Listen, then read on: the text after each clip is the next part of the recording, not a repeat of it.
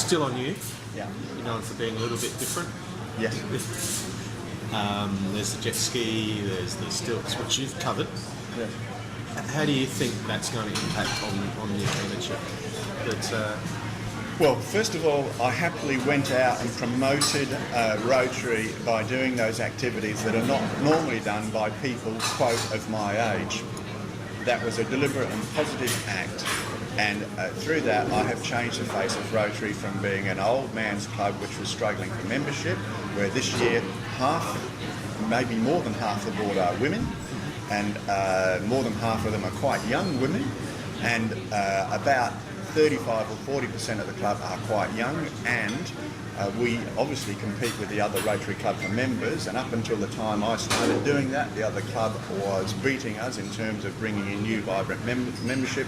It's also been a strategy. I have developed this policy, the new name, and I call it freelance living.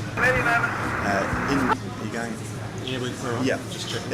In the days when I was in the police force, for instance, I was in the police force for nearly 17 years, people used to work until they retired at 65, and then they would die before they were 66.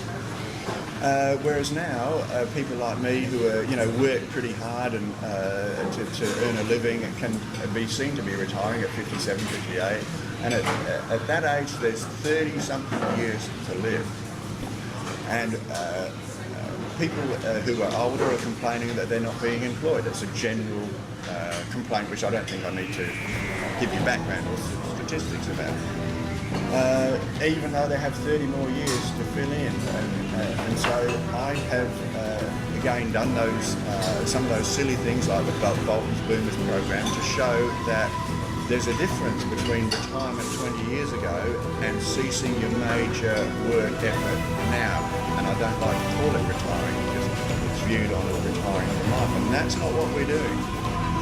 What we're doing is having worked our life, having raised our family, having contributed a lot to the community. All of a sudden, there's no need to work.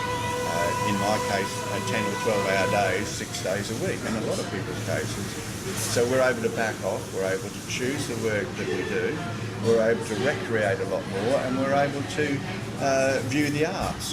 That's been a deliberate policy to get attention. And as Nick Xenophon says, sometimes you have to do silly things in order to make a serious point. Hence my Dalek with Eddie New. And how else were we going to get a decent number of people who would actually look at that page and look at that article unless there was a photograph which attracted their attention? And tragically, that attracted the attention of the people who were doing the work there. They put a temporary ramp in. It gave way on him. He was following the track that had been prepared for him, and it gave way, and he's lying on the road crying out in the street, and that's a tragedy in Gawler in 2014. So I will continue to do things that attract publicity for important issues.